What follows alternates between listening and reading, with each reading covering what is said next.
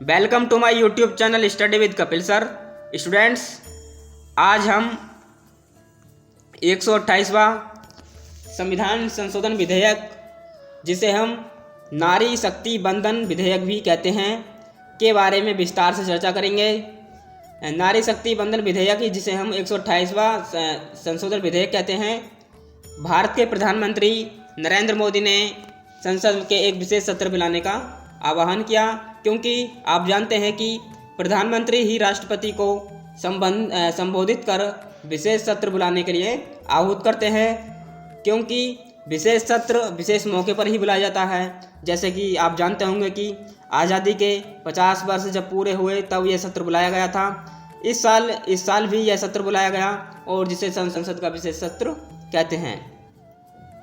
जो संसद के विशेष सत्र जो बुलाया था 2023 में, इसमें चर्चा के पश्चात जो विशेष मुद्दा निकला वह था हमारा महिला आरक्षण बिल को लेकर। महिला आरक्षण बिल को लोकसभा तथा विधानसभा में महिलाओं के लिए सीटें आरक्षित करना। आप जानते होंगे कि हमने इस संविधान संशोधन द्वारा महिलाओं को लोकसभा और विधानसभा में 33% आरक्षण की व्यवस्था की है। इस विधेयक को पहले लोकसभा में रखा गया और चर्चा के पश्चात मतदान के लिए भेजा गया। तो 454 सदस्य इसके मतदान के पक्ष में थे और 2 सदस्य इसके मतदान के विरोध में थे। तो फिर इसके लोकसभा से पारित होने के पश्चात इस विधेयक को राज्यसभा में भेजा गया, और राज्यसभा में पूर्ण बहुमत राज्यसभा में इसे 214 मत प्राप्त हुए। 214 मत इसके पक्ष में थे और 0 मत इसके विपक्ष में थे। अर्थात राज्यसभा में 128वां संविधान संशोधन विधेयक निर्विरोध पारित हुआ। जो विधेयक 27 वर्ष पहले महिला आरक्षण से संबंधित था, उसे हमने पहली बार 1996 में पारित करवाने के लिए लाया गया था, लेकिन यह पारित नहीं हो पाया था। यह विधेयक राष्ट्रपति के पास भेजा जाता है। आप जानते होंगे कि कोई भी विधेयक राष्ट्रपति की अनुमति के पश्चात वह अधिनियम बन जाता है, क्योंकि राष्ट्रपति को संविधान संशोधन विधेयक पर वीटो पावर नहीं है, क्योंकि 24वां संविधान संशोधन अधिनियम द्वारा राष्ट्रपति की वीटो शक्ति समाप्त कर दी गई।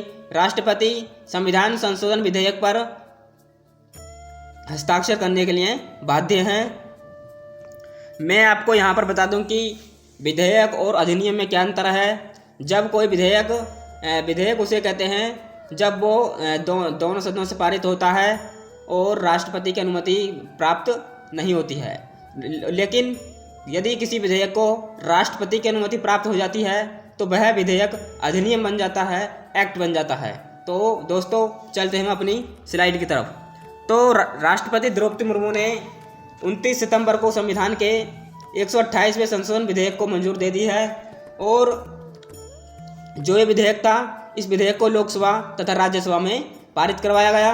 और आपको पता होगा कि लोकसभा में 454 मत प्राप्त हुए, जिसमें 2 मत इस विधेयक के खिलाफ थे, लेकिन राज्यसभा में इस विधेयक को निर्विरोध मत प्राप्त हुए। अर्थात राज्यसभा में इसका विरोध नहीं किया गया। राज्यसभा में इस पर 214 मत प्राप्त हुए। तो राष्ट्रपति की मंजूरी के बाद अब यह विधेयक कानून बन जाएगा, जिसके अंतर्गत लोकसभा और राज्यसभा विधानसभा में महिलाओं के लिए 33% आरक्षण की व्यवस्था की है। इसमें मुख्य बिंदु कौन से हमारे नए संसद, जो हमारा 128वां संविधान संशोधन विधेयक था या फिर हमारा 106वां संविधान संशोधन अधिनियम था, यह नए संसद भवन में पारित होने वाला पहला विधेयक था। 128वां संविधान संशोधन विधेयक नए संसद भवन में पारित होने वाला यह पहला विधेयक है। राज्यसभा में यह विधेयक सभी सदस्यों के समर्थन से, और लोकसभा में यह विधेयक 2 सदस्यों को छोड़कर सभी सदस्यों द्वारा पारित किया गया, और इसके लिए 2/3 बहुमत आवश्यक था। इस विधेयक का नाम नारी शक्ति बंधन विधेयक नाम दिया गया, और राष्ट्रपति की मंजूरी के बाद अब यह विधेयक अधिनियम बन गया है। इससे पहले भारतीय संविधान में 105 संविधान संशोधन हो चुके हैं।